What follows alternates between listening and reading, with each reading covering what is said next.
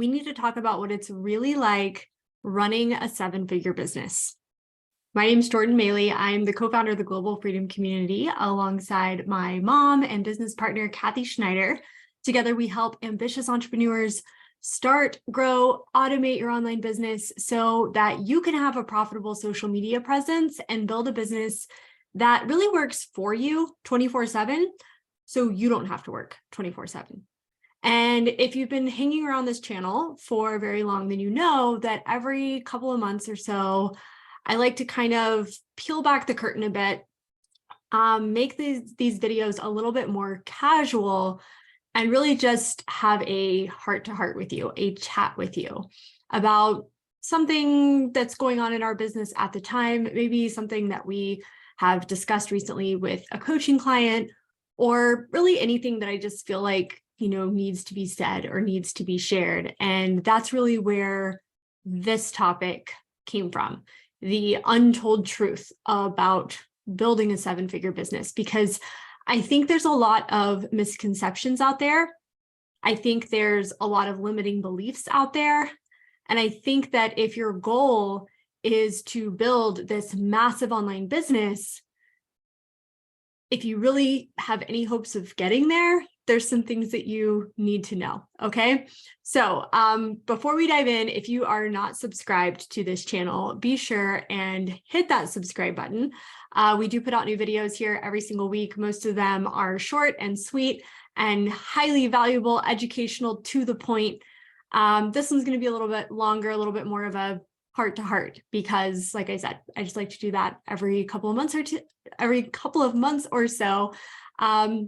Because I don't know, I enjoy it. I feel like it allows us to connect in a little different way. So I'm sitting here in my office today. It is so cold. We live in Texas, my mom and I do. It is 37 degrees outside today. It should never be 37 degrees in Texas, I'm just gonna say. But right now it's a little bit chilly, and I've got my gingerbread, oh man, you can't see it very well. My gingerbread tea latte, which is the drink that I am so completely obsessed with right now. If you've not tried it, I highly recommend trying it. It's very, very good. So let's talk about it. My mom and I were actually talking with some of our Laptop Lifestyle Academy students yesterday. We do a live Q&A with them every single week inside the program. And yesterday's live kind of turned into a little bit of a truth bomb because I don't know, the questions just kind of lent themselves to take the conversation in that direction. And as we were having that conversation, I thought, oh my gosh, we need to talk about this on the YouTube channel, because this is something that every single entrepreneur needs to hear. So I've got on my other screen here kind of an outline just so that I don't miss anything. Also, my mom definitely put her stamp on this as well. So this isn't just coming from me, this is coming from the both of us. And I don't want to leave off any points at all. But the first thing I just want to say, I want to tell you kind of really what it takes to build a seven-figure business. But before I do that, I want to talk to you about what it's actually like, because I think as entrepreneurs, something that I see a lot with people, and I experienced this when I was a newer entrepreneur, is this search for the easy button or the magic bullet or the special thing, the one thing that's going to all of a sudden make everything click and make everything feel so easy and feel like you have arrived, right? And I think that we are wired and trained to think in this way because of how we are raised with school and even within traditional employment, right? We want to ace the test. We want to get the promotion. We want to, arrive in the corner office and be able to look out over what we've created and say, I did it, I'm here. And I think going into entrepreneurship, I always felt like there would be a moment when I felt like I had arrived. And the longer I've been an entrepreneur, the more money we've been able to make, the more students we've been able to work with, the more lives we've been able to impact.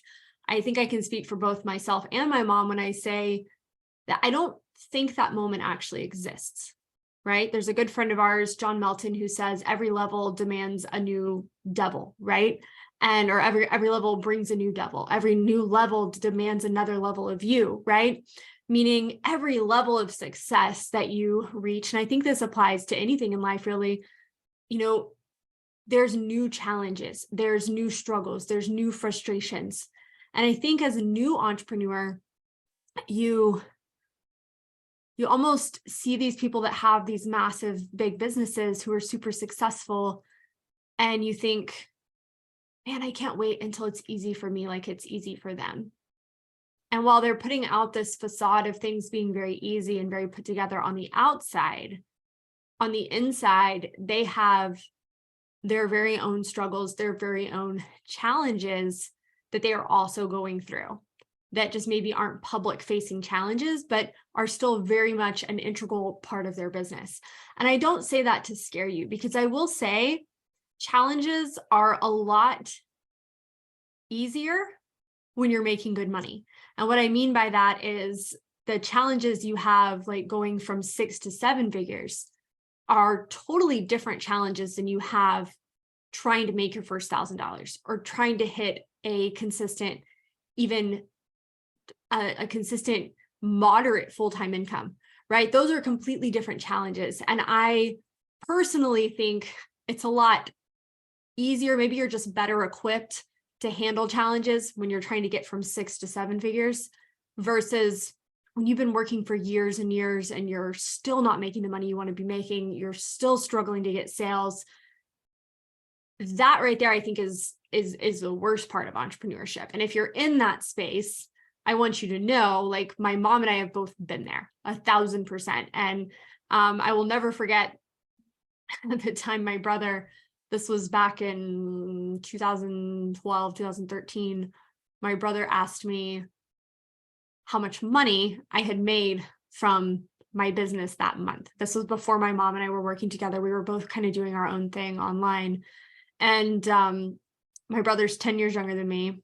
At the time, I was 23, 24, and he asked how much I was making from my online business that month. And when I told him the answer, he looked at me, and he was in junior high, and he said, "Wow, I get paid more than that for feeding the dogs." Like, his monthly allowance for feeding his own dogs, and obviously he does more than feed the dogs. And I can tell you, my parents did not give him a massive allowance for feeding the dogs. It's that my income was actually that small. And so I remember the grind. I remember what that felt like. And I will tell you, like, the challenges from 6 to 7 figures, while equally challenging, are a different kind of challenging, right? And they are, I don't know, it's a little more fun. At least you're bringing in the money, you're living the lifestyle, you're getting to wake up, set your own terms on a day-to-day, week-to-week basis. So I'm not saying that the challenges we face as entrepreneurs are always the same. I'm just saying that there are always challenges. And I was actually listening to a audio from Brendon Burchard this morning. My mom and I are both members of Brendon Burchard's Growth Day program. I'll link it in the description below if you want to check it out. It is, like, hands down the best personal growth program I've ever invested in. And it's so affordable, so wonderful. But every morning he comes on and does what he calls a daily fire, where he basically just gives you, sometimes it's 5 minutes, sometimes it's 25 minutes, but like a little just audio that's just kind of the kick in the butt that you need most days. I never miss it. And I was listening this morning, and he was talking about how actually mindset, and what he means by mindset in the context of today's video was a big part of that was how you not only respond to challenges, but actually seek challenges out, has a lot to do with your success as an entrepreneur. And because when you get comfortable, you're no longer seeking out challenges, you're no longer growing. And so when you learn as an entrepreneur to start associating challenge with growth and challenge with success, now all of a sudden you can look at the challenges from a new frame of mind, and actually, instead of getting frustrated and pulled down by those challenges, you can allow them to somewhat invigorate you and inspire you and motivate you to keep going, which is really, really cool. And saying all that takes me into, like, my first tip, which I'm looking at over here, which is where my mom, actually, this was her first thought, untold facts about running a seven-figure business. What does it really take to get there? First and foremost is your money mindset, right? And she wrote this note here that she wanted me to share. She said, if you've never earned seven figures, it's very hard to believe that you can and will earn seven figures. And in order to get there, you've got to let your mind go there first, right?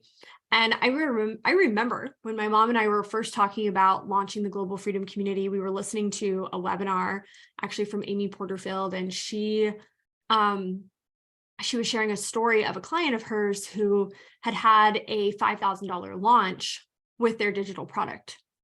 And I remember at the time, like my mom and I looked at each other and our eyes got huge and we said, oh my God, that would be amazing. Like that felt like such a massive number because we had made $0 from our online business, right? So to make 5,000 just felt massive and incredible. And like, oh my gosh, if we could do that, that would be so amazing. And now, like 5 years later, I look at that and not only do we have $5,000 days, but we have $5,000 single transactions within our business.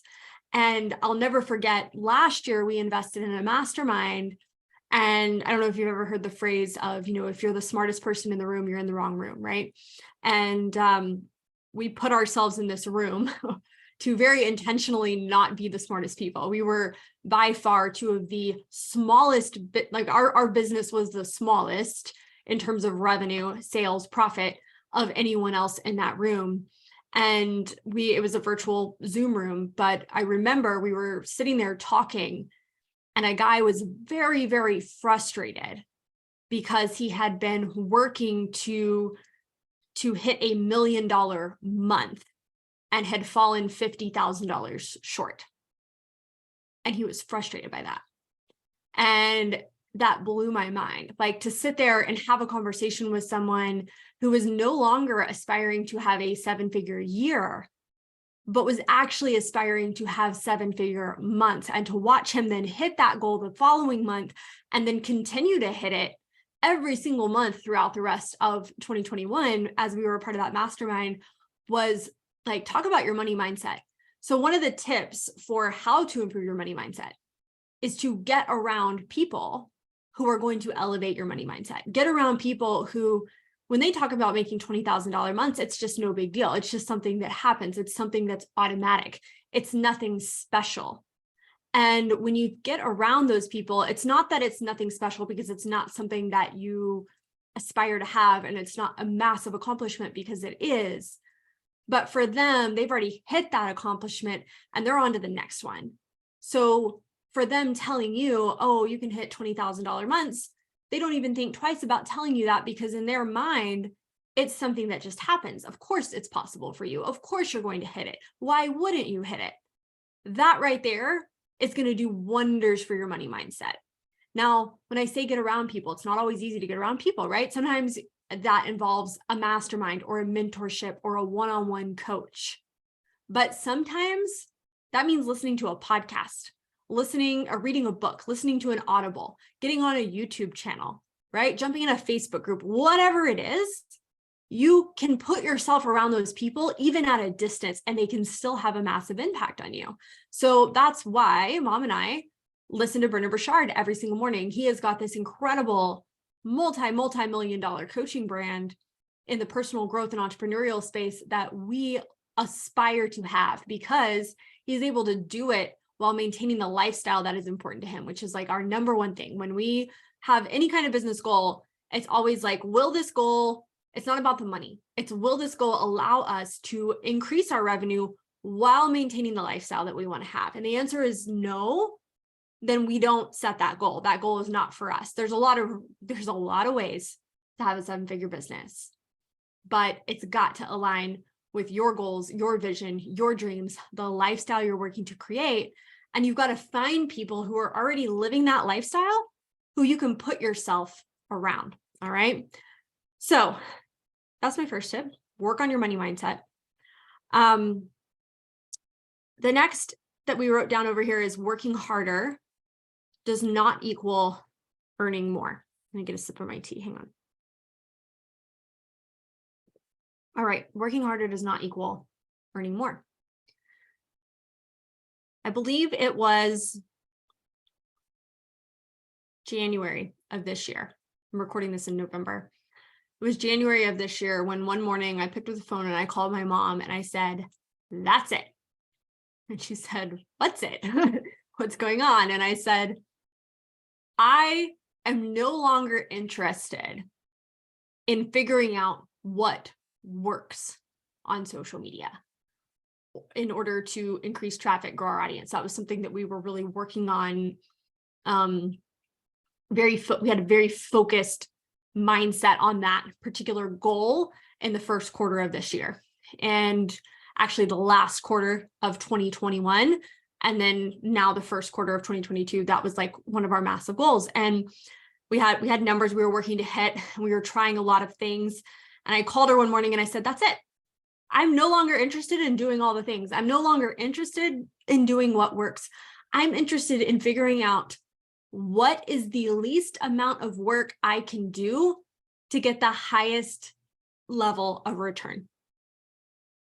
And not because I'm lazy, but because I know that in life and in business, 80% of your results are going to come from 20% of your actions.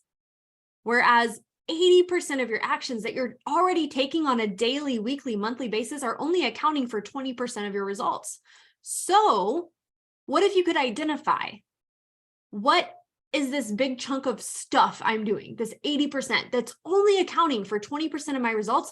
What if I could just get rid of that and only focus on the 20% and do more of the 20% of the things that are driving revenue, driving growth? What if I could just do those things and do more of those things, and everything else either eliminate it or delegate it? And my mom and I, as a result of that conversation, went on to have the highest Q2 and Q3 that we have ever had in our business ever. And we were working less than ever before. And when you can identify that shift, where I think so many of us, we are terrified. When we really, really think about it, we are terrified of success. Because somewhere deep in our head, we think success means more work, more responsibility. Oh my gosh, like if I am that successful, I'm going to have so much pressure, so much work I have to do, so many things vying for my attention, because we are taught and trained to believe that success is linear. And I'm already working this hard and I'm already this busy. How the heck am I going to handle it all and cope with it all when I am making this much money and I'm this much more busy and this much more pressure and I have this much more on my plate? And it's not true. That's not how it works. Success happens, growth happens, especially that 6 to 7 figure growth. When you're trying to grow from 6 to 7 figures, you are going to have to identify what actions are moving the needle and how can I double down and do more of those. And I'll say, even when you're first starting out, the reason that my mom and I were able to grow, so we launched our business. First 6 months, we didn't make a dime, not a single penny. Then we made our first sale, and 90 days later, we were making $20,000 months. Why? Because we found the one thing that was driving traffic, driving sales, driving money for our business. We did not have a website. We were only on one social media platform. We only had one product that we sold. Okay? We were like almost too hyper-focused, although we weren't, because we were putting all of our focus into this one thing. And we were both working about 10 hours a week, and we were making $20,000 months with no team, just us. Okay? That is what's possible. And I don't say that to brag. I say it and I remind myself and I remind my mom of that a lot, because I think sometimes as you grow too, you start doing more things and you've got more on your plate because you think that's how it's supposed to be. And in reality, if you can remember to stay focused, really, truly stay focused, your success, your growth does not have to be linear, and it won't be. And the more money you make, the less you will work. Okay, so I want to share just a few of the things that we did to make that happen, because I know you're probably going, okay, that sounds great, but like, how do I do it? Let me get another drink of tea. Oh my God, this is so good. I'm telling you, if you've never tried gingerbread tea. Then you just mix it with a little bit of steamed milk. Mine is oat milk. Oh, so good. Okay. If this is a note from my mom, 2 notes from my mom. You cannot hustle to 7 figures. 1000%. Yes, I agree with that. She says to 6 figures, you can hustle, but you cannot blind hustle, right? So what does she mean by that? She means that you can't just like blindly take all this action and work and work and work and work and work. And I'm so busy and I'm so busy and I'm so busy and think that that's going to help you hit 6 figures. What you can do is you can hustle with a plan. Like I've got a plan I'm now so that I can work less later. But I'm not working at random. I'm not working blindly. I am working my plan. Okay. And then really from 6 to 7 figures, you can't even hustle in that way, right?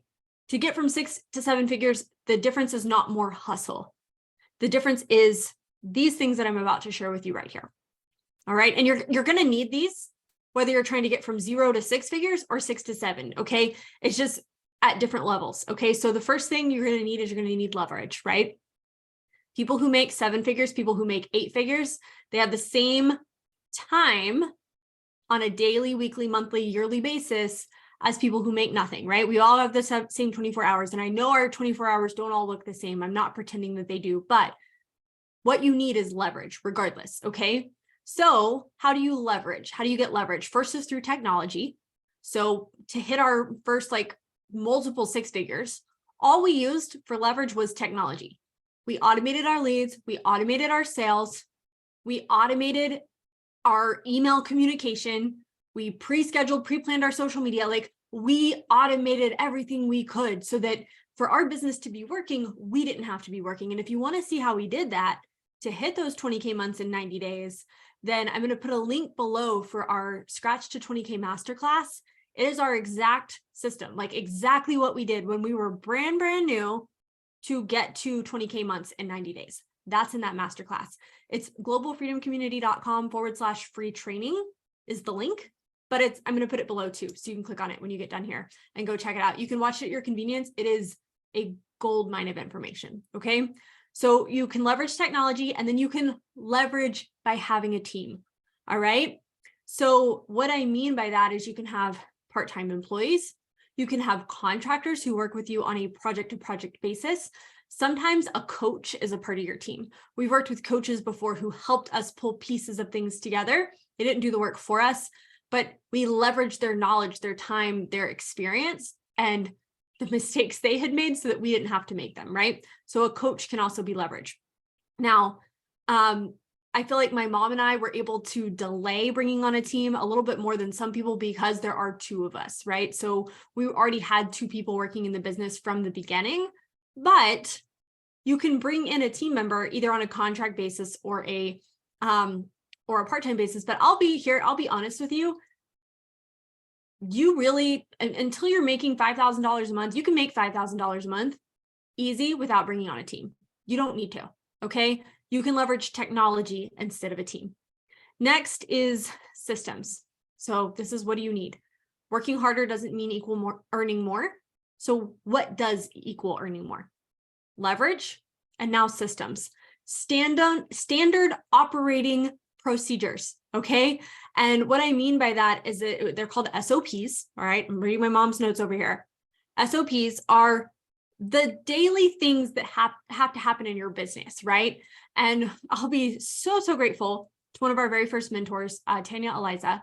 She's actually now just a dear friend, still a mentor, but also a dear friend. And she told us from the beginning, document everything, record everything.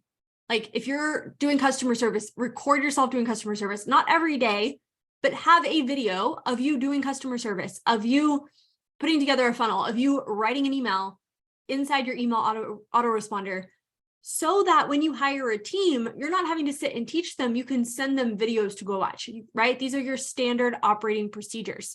Not only does this keep you from repeating things, right? So we've got habits and things that we batch create, batch record a lot of things in our business because it allows us to work more efficiently.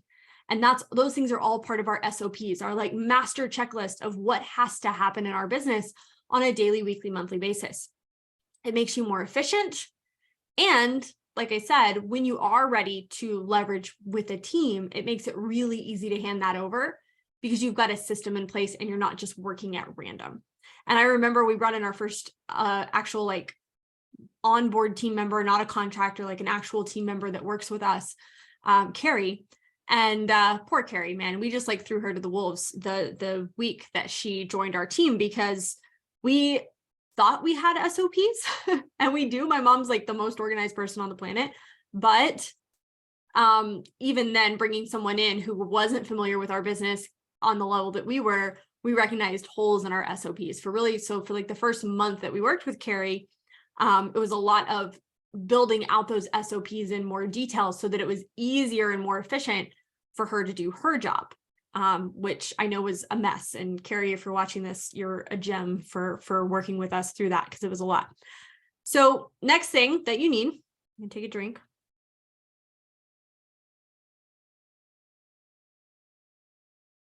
You need community, communication, and commerce. Okay. Community, social media.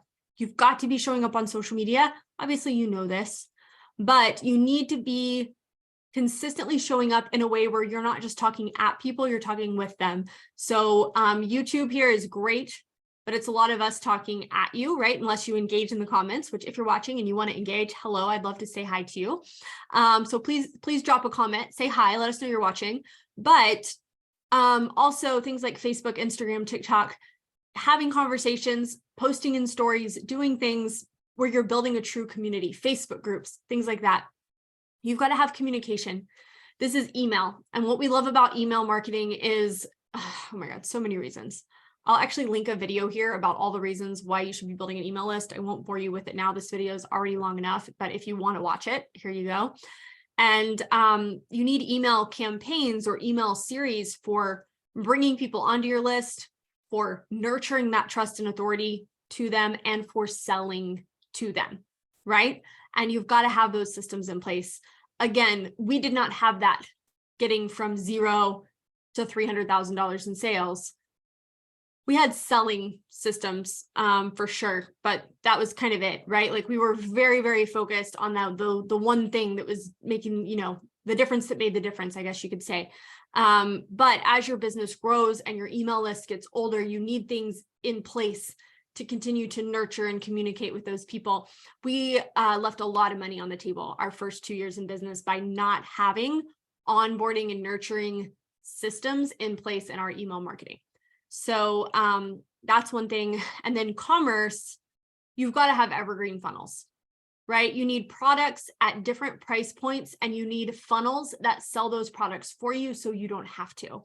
And again, I'll plug the masterclass because we talk about funnels and evergreen funnels a lot because they're a big part of our business. If you don't have evergreen funnels, you're going to struggle to automate your sales, and your sales are always going to be dependent upon when you personally are able to show up and have a conversation with someone. When you have evergreen funnels, I will never forget the first time, like I left town not too long after we had launched our first digital course and went out of town for the entire weekend for my 30th birthday. And we were driving from Lubbock, Texas to Dallas, Texas, and made 6 sales, brought in 6 customers while we were literally like driving down the highway, not on our laptop, not on our phone, just totally unplugged. And, my husband and I took a 3-week trip this year in our RV. We went to national parks. We were out without cell phone service for days at a time.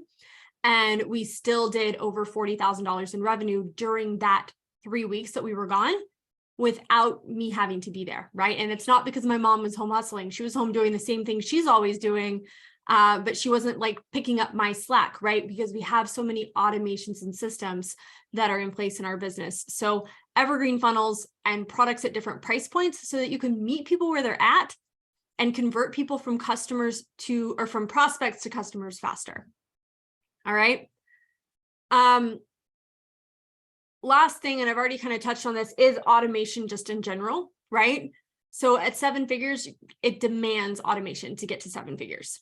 And honestly, to get to 6 figures without stress, without overwhelm, without burnout, I think also requires automation. And I know that's a bold statement, but that's the truth. That's how I feel. But you cannot get to 7 figures without some level of automation. And I think some people shy away from automation because they think it feels impersonal, it feels robotic. But when you do it right, it actually makes the process more personal. Because if you're selling, let's say you're only selling on social media and you're only selling in stories and you're only selling through your posts and in DMs, then what's happening is everybody's getting the same message, which is when you have the right automation systems in place, say, for example, through email, people are getting messages that are custom fit to them based on where they are in the buying journey, based on what emails they might have opened previously, based on how long they've been in our world. So it's actually more personalized for them. And it's automated for us so that we're not having to keep up with that, right? You get 20, 30,000 people on your email list. You can no longer keep up with every single email subscriber. So you have automation that does that for you, right? And so I will say too, that once you get some automation in place and it's working and it's profitable, now you can start playing with ads. Now you can start really scaling. Now you can start really pouring gasoline on the fire, which is really powerful. Couple other things I want to mention, and then I'm going to wrap this up because this has gotten a little longer than I thought it was going to be. So your network matters. Don't shy away from this. I am so introverted. It is very hard for me to network. I am not a natural networker. My mom, natural networker.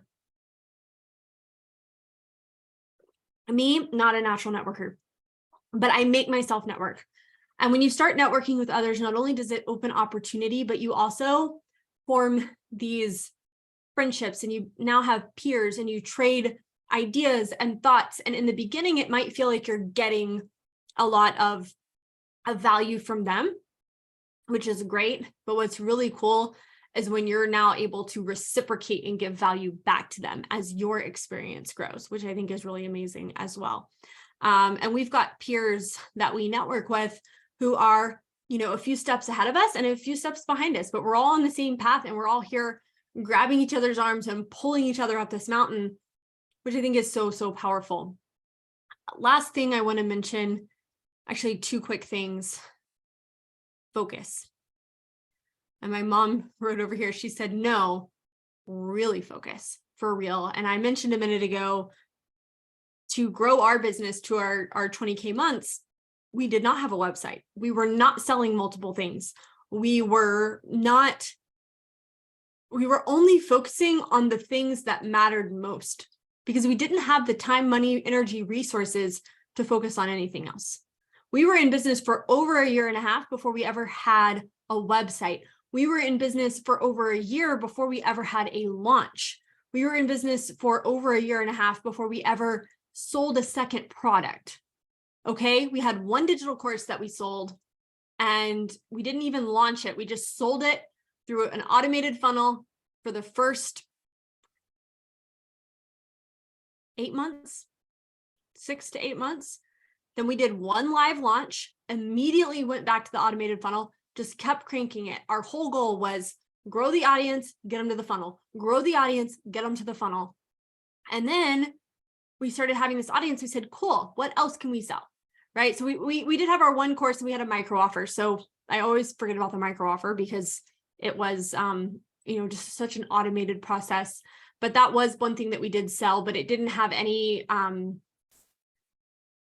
wasn't any like additional customer support or training or anything that went in with that. It was just a digital product that cost $17 that people would buy. So we had that. And then we had our 1 course where we actually showed up and served students.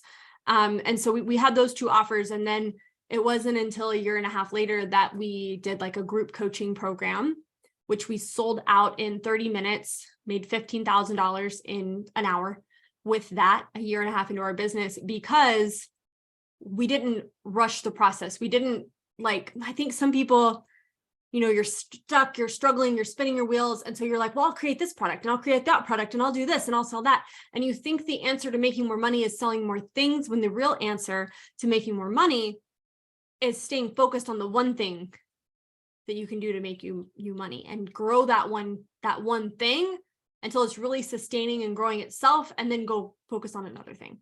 And that's something my mom and I have always done very, very, very well, which I promise you is why we were able to scale so quickly. Last but not least, keep it simple. Build a foundation.